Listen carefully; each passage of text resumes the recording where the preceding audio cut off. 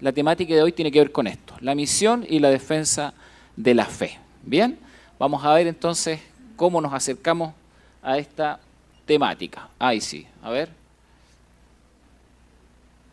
Vamos a ver si funciona. Ahí sí. ¿Está conectada? ¿Sí? Ok, ahí sí, ahora sí está funcionando. Bien, estamos entonces en el marco de lo que es la misión de Dios en nuestra misión. La Iglesia tiene el deber, por supuesto, de sumarse a este proceso. En realidad no es una cuestión que sea optativa para quienes somos cristianos, para la vida cristiana, para la Iglesia, que por supuesto ha sido levantada por el Señor. Se entiende que predicar el Evangelio es parte de nuestro ADN, es lo que nos convoca, es lo que queremos hacer y compartir. Esperamos que cada persona en este mundo conozca el Evangelio, lo escuche, pueda reflexionarlo y también pueda entonces entender qué quiere el Señor con su propia vida. Así es que la misión de nuestra iglesia local tiene que ver con esto, con la misión de Dios, reconciliar a todas las personas, ¿cierto?, con el Señor y esperar que cada persona pueda realizar una profesión de fe. Esto es entregarle su vida a Cristo como Señor y Salvador. Significa entonces que nuestra iglesia tiene el deber de proclamar el Evangelio desde aquí y hasta lo último de la tierra. Y espero que todos nos sintamos parte de esa misión, ¿cierto? Somos parte de ella. Así es que ahí hemos estado dialogando las últimas semanas. Lo que nos convoca hoy es la temática que está en rojo, la misión y la defensa de la fe, asumiendo que somos súbditos del reino de Dios y por lo tanto tenemos ciertos deberes y responsabilidades que van más allá simplemente del congregar, ¿no es cierto?, hacernos parte de temas ministeriales o una fe que trasciende lo privado, vamos a decir así. Generalmente las personas asumen la fe como una cuestión muy privada, como una cuestión que a veces no se comparte. Sin embargo, la misión de Dios está en contradicción con eso. Es algo público, es un mensaje público, y es evidente que entonces la defensa de la fe, la defensa argumentada de la fe, es parte constituyente de lo que significa la misión. Y quisiera que pensásemos un poco en nuestro país y si es necesario o no que analicemos estos conceptos o estos temas, ¿no? Cuando hablamos de la defensa de la fe, y también espero que cada uno, sé que hay hermanos de otras nacionalidades también, puedan ver proyectado esto en su propia realidad, porque en realidad esto es una complejidad que está afectando a todas las personas, ¿sí? Cuando miramos nuestro país, lo hemos visto cambiar mucho en los últimos años. Yo he dicho en otras oportunidades que después de estar 10 años como misionero en Uruguay, siempre tengo la sensación que me fui con un país y regresé en otro país, ¿sí? Y en realidad no fue tanto tiempo, son 10 años. Uno dice, ¿puede cambiar tanto una sociedad en 10 años? Y la verdad es que cambió mucho, mucho, mucho, ¿sí?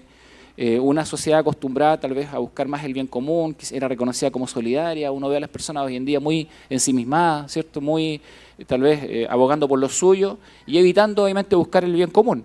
Así es que son cuestiones que han golpeado la sociedad chilena y me imagino que otras culturas también, y estamos delante de lo que se conoce como una redefinición moral y valórica, que si bien esto es transversal a todas las sociedades en el mundo, en Chile se ha hecho muy latente, muy patente, porque en realidad Chile era una cultura que tenía una orientación bastante cristiana en distintas perspectivas, ¿cierto?, y que de alguna forma provocaba una influencia en toda la área de la sociedad, desde la política, los aspectos sociales, la educación, la convivencia, los conceptos valóricos más fundamentales estaban respaldados y estaban sustentados en principios bíblicos, en principios cristianos, y eso de alguna forma marcaba nuestra sociedad. Pero Chile ha tenido lo que se conoce como el proceso de secularización más acelerado de América, llegando hoy a niveles de agnosticismo y de ateísmo comparados solamente a sociedades europeas o alguno que otro país que tiene el ateísmo y el agnosticismo como un elemento fundamental. Así es que en realidad estamos delante de un país que ha cambiado mucho.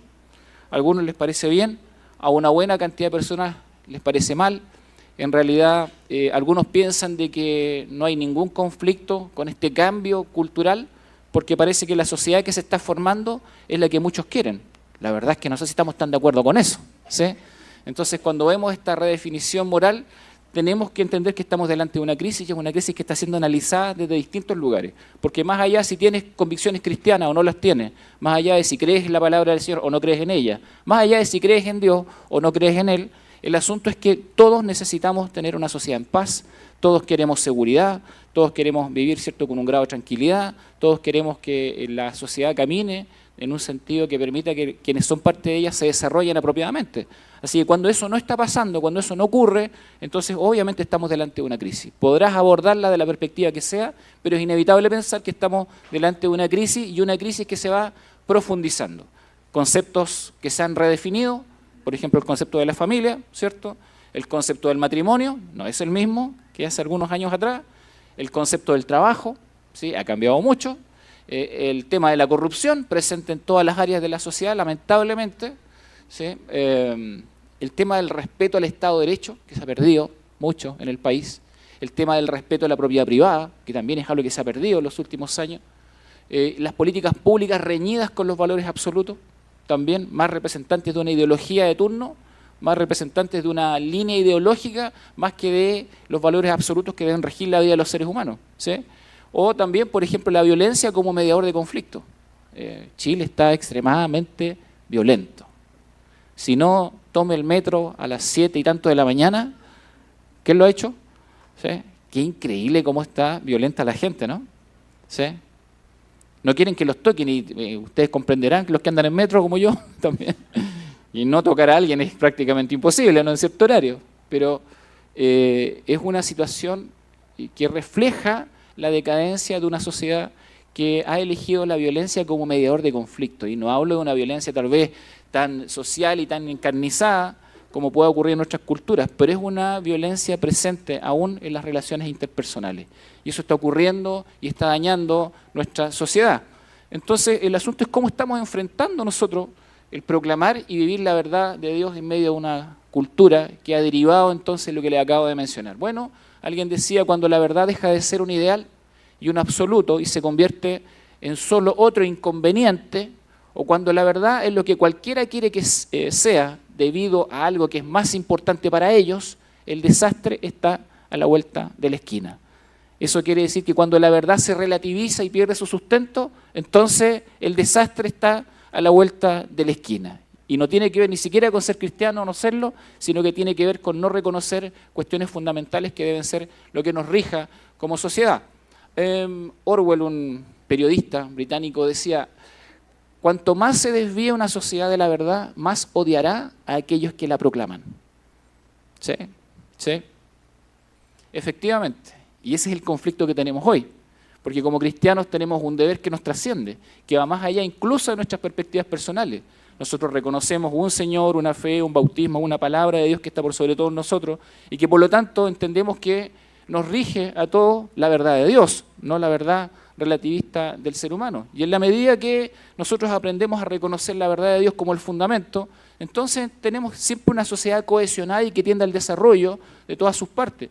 Pero cuando se sobreexaltan las individualidades, donde cada persona hace lo que quiere o dice lo que quiere o fundamenta en lo que quiere, ¿cómo se puede detener entonces la violencia?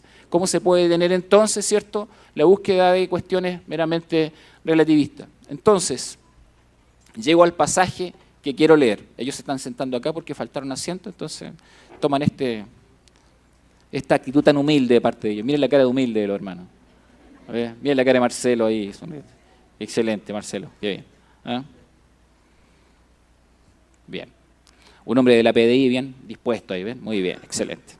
Ok, entonces voy a leer Hechos capítulo 4 pensando en esto que les acabo de mencionar. Dice así: mientras Pedro y Juan le hablaban a la gente, se vieron enfrentados por los sacerdotes. Cuando vean todos estos elementos religiosos, van a ver sacerdotes, magistrados.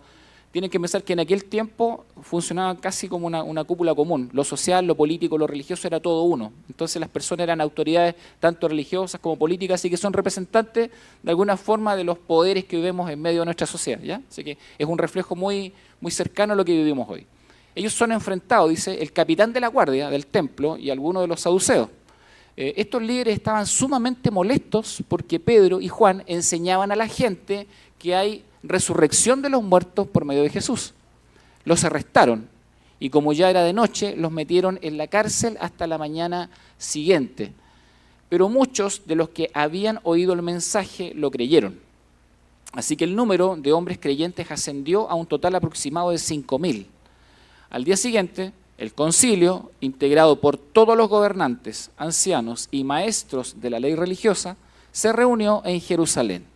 El sumo sacerdote Anás estaba presente junto con Caifás, Juan, Alejandro y otros parientes del sumo sacerdote.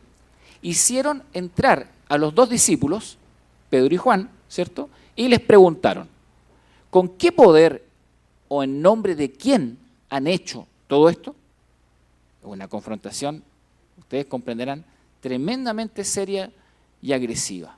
¿Quién les da autoridad para hacer lo que están haciendo?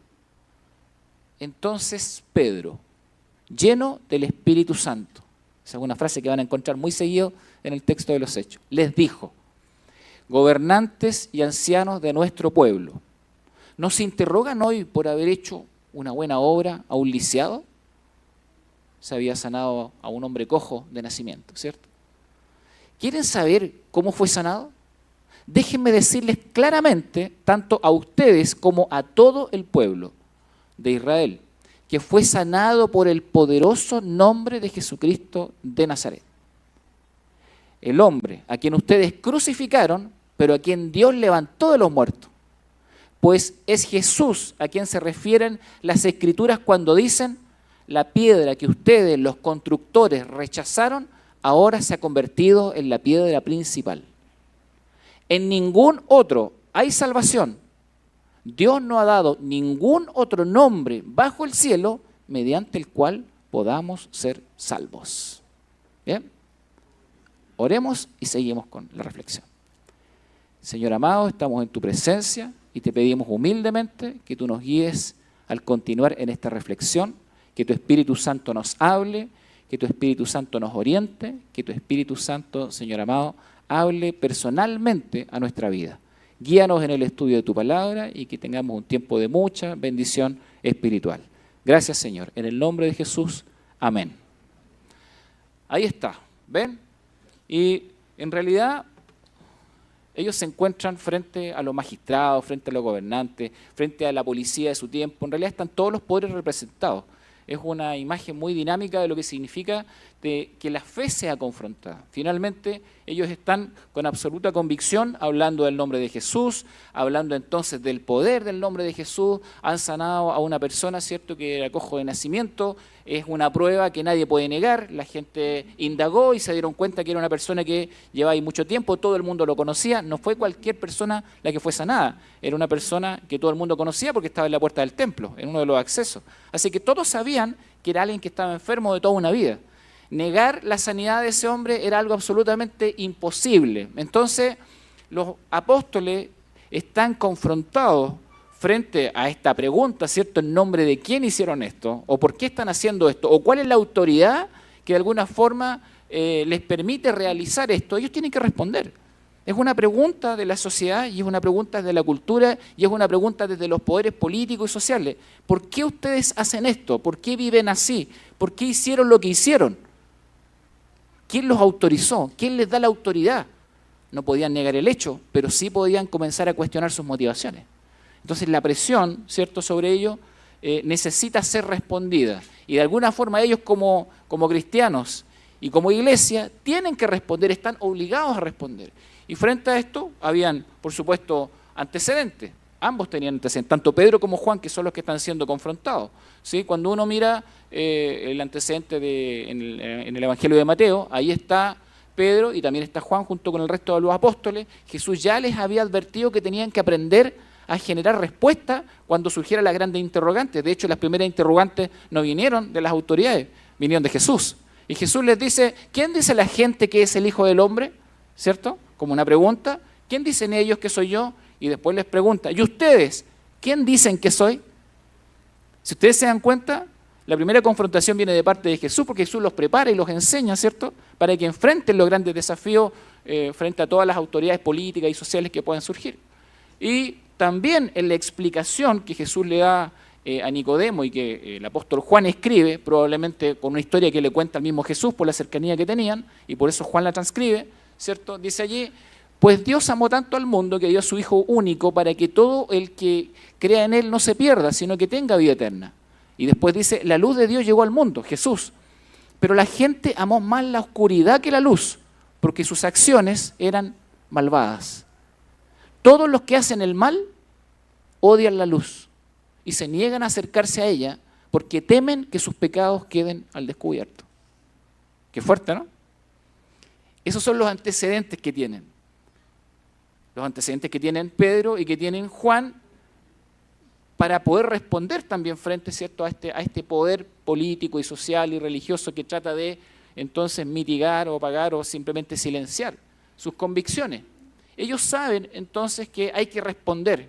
Jesús les dijo que tenían que responder y tenían que tener convicción en su respuesta. Además, entonces, Jesucristo ya les había enseñado que iban a encontrar resistencia en medio de la cultura, no importa lo que fuera. Siempre vas a encontrar resistencia porque a pesar de que Dios ama al mundo, a pesar de que Dios dio a su Hijo unigénito para que todo aquel que en Él cree no se pierda, sino que tenga vida eterna, a pesar de todo ese amor, mucha gente se resiste a acercarse a Dios. Y Jesús le da el argumento, le dice, mira, no se trata de Dios, no se trata de mí, se trata de ellos mismos. La gente no quiere acercarse a Dios porque cuando se acerca a Él, sus pecados quedan en evidencia, su maldad queda en evidencia. Y como no quieren solucionarlo, entonces quedan en conflicto consigo mismos. Eso significa que muchas personas prefieren evitar el sentimiento de culpa, prefieren evitar la incomodidad de acercarse a la luz de Dios y seguir viviendo entonces en el marco de la maldad. Eso es lo que está diciendo Jesús. Es una opción personal, porque Dios se ha acercado a ellos de muchas formas, mostrándoles su amor, pero ellos se niegan. Esa es una cuestión, ¿cierto?, que tiene que ver con lo personal, con lo íntimo, con una decisión, es algo intencional. Me niego a acercarme a Dios, no quiero acercarme a su luz, no quiero que se vean las costuras de mi vida. ¿Ven? No quiero que quede en evidencia mi maldad. Entonces, Jesús había preparado tanto a Pedro como a Juan, como a todos los apóstoles, para que enfrentaran esta tensión constante. Así es que cuando en Hechos capítulo 4, que fue lo que leímos, ¿cierto?, al principio, están Pedro y Juan confrontados con todas las autoridades, esto ya para ellos no era una sorpresa, era algo esperable. Jesús los había preparado para ese escenario. Así es que ellos tenían que enfrentar, por supuesto, grandes problemas. Uno de ellos es la tentación de la ambigüedad como respuesta, porque uno puede ser confrontado y puede responder, ¿cierto? Claro, ellos tenían que responder y Jesús les había enseñado que tenían que ser muy determinados, muy decididos en la respuesta. Pero en medio de toda esta realidad a veces surge la tentación de la ambigüedad. Y la otra tentación que surge cuando somos presionados, cuando somos confrontados, con agresividad sobre todo, ¿cierto?, es el silencio. Entonces, se puede ser ambiguo, que es generar excusa, imprecisión, confusión, ambivalencia al anunciar el Evangelio, darme muchas vueltas para decir lo que tengo que decir, no hablar directamente de Dios. ¿A cuánta gente le pasa eso? Que de repente encuentra una persona que es un poco agresiva en el diálogo y le da vueltas y vueltas y vueltas para decir que Dios lo ama, o que Dios quiere su salvación, o que en realidad si no conoce al Señor y no le entrega su vida a Él, su vida está en condenación. Cuesta mucho decir eso hoy porque parece que palabras ofensivas. ¿Ven? Yo siempre encuentro que más ofensivo es el silencio. Creo que más ofensivo es la ambigüedad. Creo que cuando le niegas el camino a una persona, eso es realmente ofensivo. Es silencioso, pero es ofensivo. ¿Ven? Ok, y el silencio, la negación a anunciar el Evangelio, ya sea por temor, por vergüenza, por una vida inconsecuente, o por ignorancia. A veces uno dice, me faltan los argumentos para responder a lo que esta persona pregunta, ¿cierto? Y a veces uno dice, mi vida no está a la altura del Evangelio en el que creo. ¿Qué le voy a decir? ¿Sí? ¿También pasa eso? Muchas veces pasa. Ambigüedad, silencio, dos grandes problemas. Y Pedro y Juan tienen que enfrentarlos porque eso es parte de la sociedad en todo tiempo. Ambas impulsan, de alguna forma, una mal comprendida tolerancia. ¿Han escuchado esa palabra, cierto? Está muy en boga hoy en la sociedad. Tolerancia. Y algunos han dicho que esa es la solución. ¿Pero es la mera tolerancia el camino? ¿Han escuchado esta frase? Aquí no se habla de fútbol, religión ni política. Entonces, ¿de qué vale la pena hablar, no? Aquí no se habla de fútbol, religión ni política. ¿Alguien ha escuchado esa frase? Es muy usada.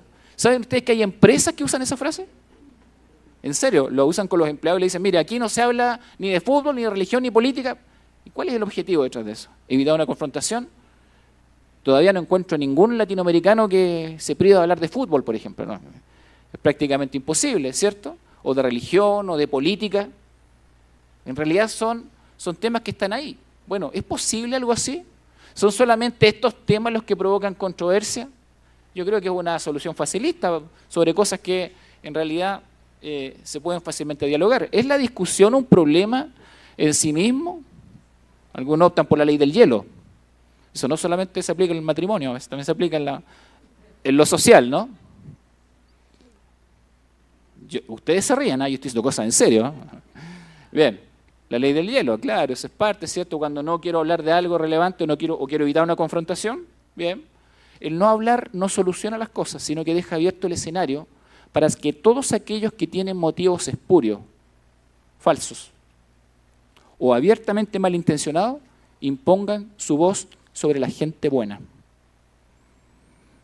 Cuando la gente que tiene valores absolutos deja de hablar, deja de dialogar, deja de proponer, entonces el mal siempre va a ser el que gane. Y entonces Pedro y Juan tienen que responder, porque ellos fueron enseñados por su maestro para confrontar el mal, para dejar las cosas en evidencia. ¿Es la mera tolerancia el camino? ¿Tiene esta tolerancia mal entendida? Porque filosóficamente hoy en día se vive un reduccionismo de lo que es la tolerancia, ¿cierto? ¿Tienen las motivaciones correctas? La tolerancia de hoy yo diría que es en una dirección nomás. Es en una dirección. Los que la exigen quieren tolerancia para ellos, pero no están dispuestos a dar tolerancia a los demás, ¿sí? Así es que esta tolerancia social de hoy va en una sola dirección. Así es que es más bien intolerante, ¿sí? Es una tolerancia intolerante. Diríamos que es irreflexiva porque se niega a buscar entonces caminos de diálogo con otras fuentes de sabiduría. ¿O no es acaso la perspectiva cristiana lo que ha ayudado, por ejemplo, a que el mundo occidental también sea lo que es? Por supuesto que sí. Nuestro país, nuestro Chile, también ha sido fundado con principios cristianos. La Biblia ha sido parte importante de la historia de nuestro país. ¿Podemos negar eso? ¿Se puede negar? Entonces, ¿podemos desechar simplemente la fuente del conocimiento? Por supuesto. Mucha de la intolerancia que hay hoy en la sociedad es no argumentada. Y diría yo que es deshonesta, porque no está buscando llegar a la verdad. Simplemente quiere imponer, a veces, una media verdad o una ideología. ¿Ven? Así es que mucha gente tendrá las motivaciones correctas para llamarnos a la tolerancia. Bueno, algunos quieren evitar una discusión, algunos solamente quieren el diálogo como fin último, no llegar a nada, conversar y conversar y conversar, pero no llegar a lo que hay que llegar.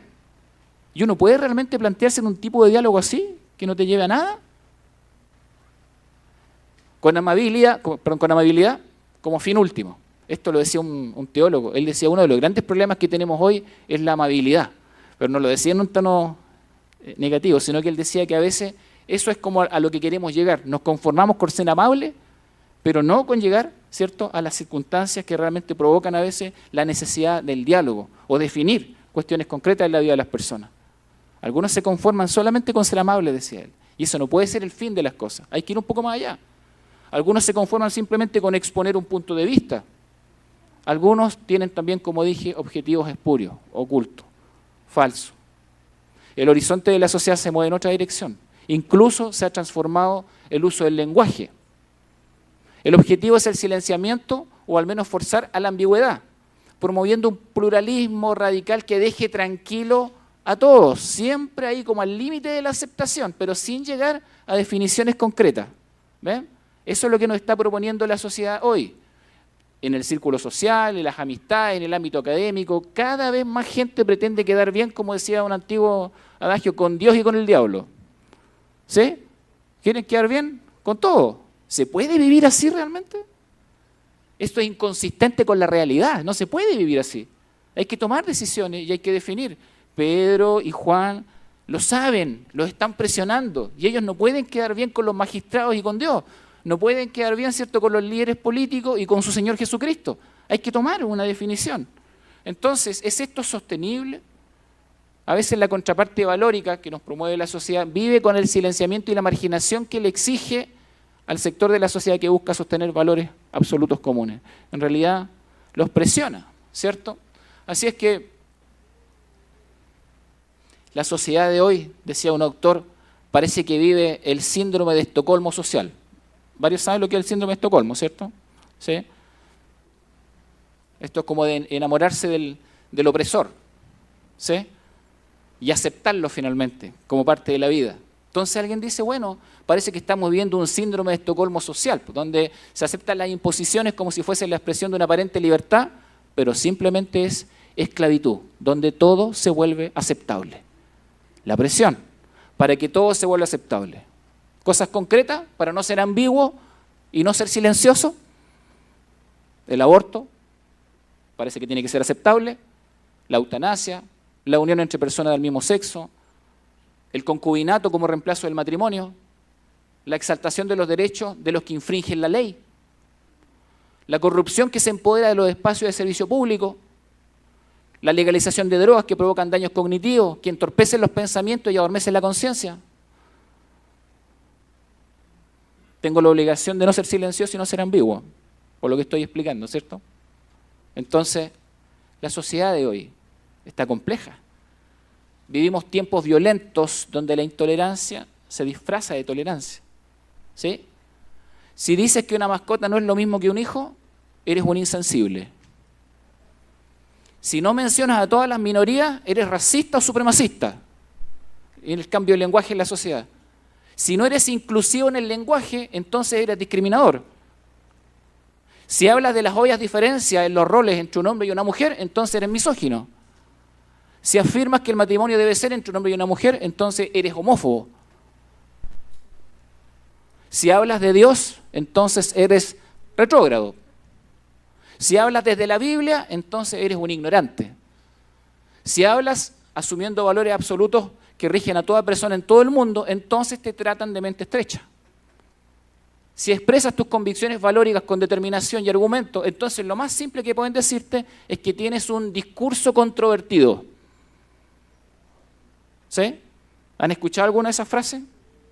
Está muy presente en la sociedad de hoy y generan una presión constante para la gente que quiere vivir de una manera diferente.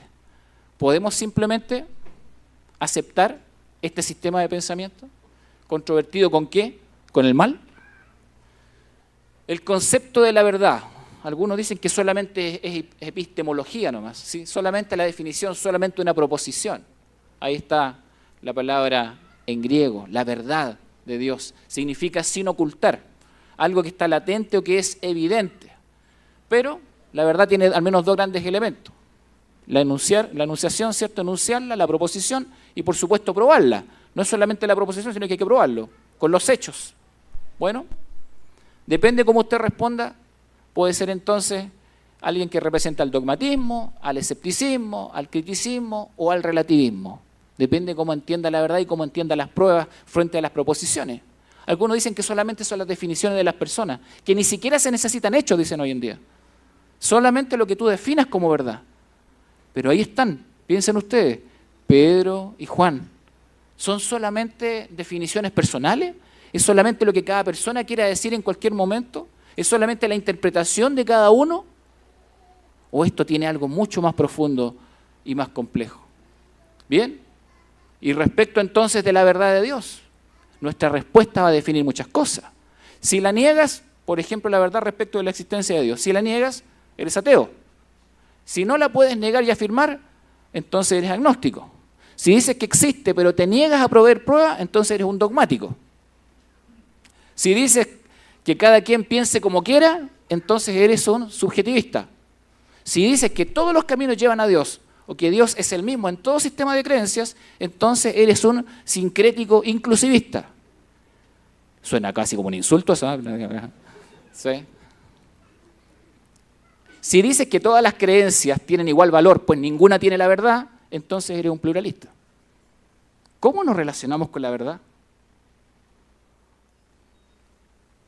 Pero si Dios dice, si Dios es quien Él dice que es por su palabra, por la revelación en su creación y en la persona de Jesucristo, entonces tenemos un problema.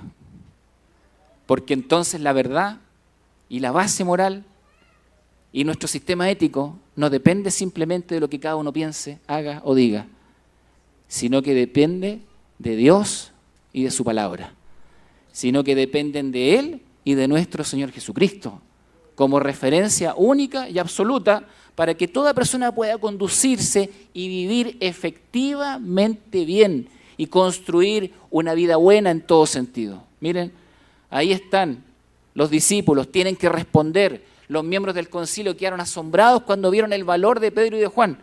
¿Se dieron cuenta de lo que dijeron ellos? En ningún otro hay salvación. No hay otro nombre bajo el cielo dado a los hombres en quien podamos ser salvos, ¿cierto? Lo aseveraron, Entonces, lo que ocurre como consecuencia de esta defensa con valentía acerca de la verdad de Dios es esto. Los miembros del concilio quedaron asombrados cuando vieron el valor de Pedro y de Juan, porque veían que eran hombres comunes sin ninguna preparación especial en las Escrituras, no pertenecían a esa casta, ¿cierto?, religiosa. También los identificaron como hombres que habían estado con Jesús. Había marcas especiales en el carácter de ellos que los identificaban. Sin embargo, dado que podían ver allí de pie entre ellos al hombre que había sido sanado, no hubo nada que el concilio pudiera decir. Así que les ordenaron a Pedro y a Juan que salieran de la sala del concilio y consultaron entre ellos. ¿Qué debemos hacer con estos hombres? Se preguntaban unos a otros. No podemos negar que han hecho una señal milagrosa y todos en Jerusalén ya lo saben. Así que para evitar que sigan divulgando su propaganda, así es la raíz del texto, su propaganda aún más, tenemos que advertirles que no vuelvan a hablar con nadie en el nombre de Jesús. Entonces llamaron nuevamente a los apóstoles y les ordenaron que nunca más hablaran ni enseñaran en el nombre de Jesús. Pero Pedro y Juan respondieron, ¿acaso piensan que Dios quiere que los obedezcamos a ustedes en lugar de a Él?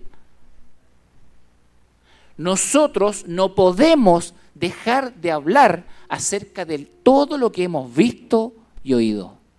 No puedo, es imposible. ¿Cómo voy a dejar de hablar del nombre del Señor si Él es mi vida? ¿Cómo voy a dejar de hablar del nombre de Jesucristo si Él es el que trajo sanidad a mi alma? ¿Cómo puedo guardar silencio? ¿Cómo puedo ser ambiguo? Ellos se encuentran entonces frente a esta confrontación desde todos los sectores con un imposible. Pídanme otras cosas, pero no me pidan que deje de hablar del nombre de Jesucristo.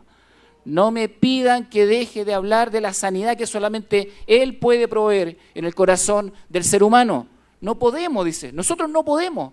Nos están pidiendo un imposible, no importa las consecuencias que vengan después de esto. Pero aquí hay una cuestión que marca límite. Yo no puedo dejar de ser quien soy. No puedo dejar de hablar del nombre de Jesús. Y aquí yo puedo apelar simplemente a la emoción incluso de ustedes y decirles, queridos hermanos, ¿han visto y oído la palabra del Señor y la obra de Jesucristo en sus vidas? ¿Han experimentado esta relación con el Señor? ¿Es posible realmente callar o ser ambiguos con lo que el Señor ha hecho en nuestras vidas? Eso están diciendo ellos. No puedo, es imposible. Entonces, el concilio los amenazó aún más, viendo la determinación. Pero miren, en algún punto alguien tiene que ceder. Y dice, pero finalmente los dejaron ir porque no sabían cómo castigarlos sin desatar un disturbio. El problema fue para ellos. Ellos tuvieron que buscar una solución ambigua porque no tenían cómo responder. Pues todos alababan a Dios por esta señal milagrosa, la sanidad de un hombre que había estado lisiado por más de 40 años. El concilio religioso atacó la verdad. Les ordenamos estrictamente que no enseñen nunca más en nombre de ese hombre, dice otra versión, en nombre de Jesús. ¿Cierto? Las autoridades políticas y sociales anularon o pretendieron anular a los emisarios. Ustedes no tienen autoridad para hablar de esas cosas. Sin embargo, la respuesta de la iglesia fue valiente, fue pública y fue argumentada. Nosotros no desarrollamos un mero dogmatismo, ojo con eso. El dogma es una enseñanza que no resiste argumentación ni tampoco resiste de alguna forma un rechazo personal, ¿cierto? Para nada. No, tiene que ser aceptado al pie de la letra. Y a veces son cosas inconsistentes o inconsecuentes con la palabra y algunas personas las enseñan como cosas que tienen que ser aceptadas como tal. Bueno, Jesucristo dijo que muchos de esos dogmas eran mandamientos de hombre, así lo trató. Hay que tener cuidado. Bien, entonces no estamos frente a eso. Estamos delante de una defensa valiente, pública y argumentada. Los apóstoles afirmaron la verdad. ¿Acaso piensan que Dios quiere que los obedezcamos a ustedes en lugar de a Él?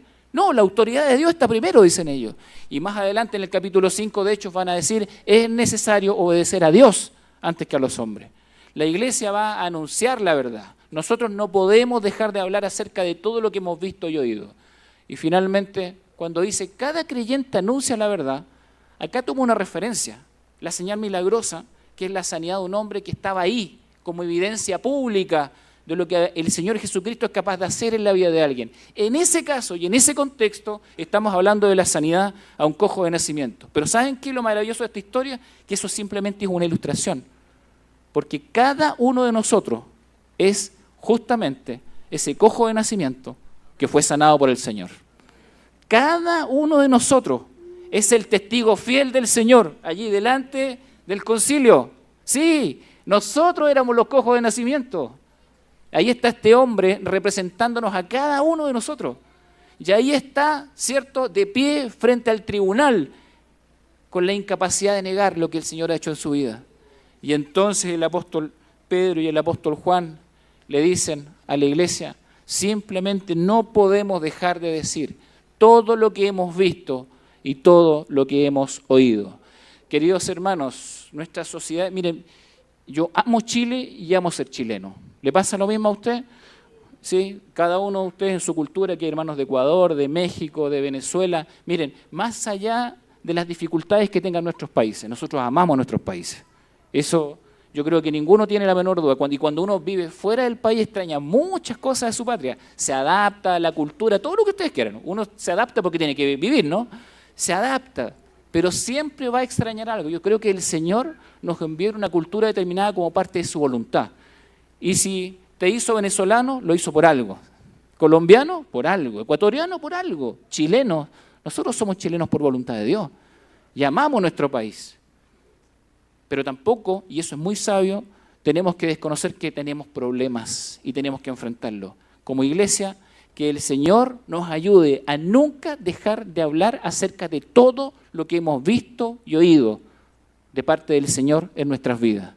Y que nuestro Señor Jesucristo, el Señor de esta iglesia, nos dé el valor, nos dé la capacidad, nos dé los argumentos para presentar el Evangelio y para vivirlos con integridad. Que el Señor bendiga a nuestra iglesia y que el Señor bendiga a este amado país. Gracias al Señor por nuestro Chile amado y queremos como iglesia seguir siendo parte, ¿cierto?, de la construcción de esta sociedad. Que el Señor nos ayude a ser valientes para que los valores absolutos que vienen de su presencia realmente estén patentes en la sociedad y los primeros referentes seamos nosotros mismos.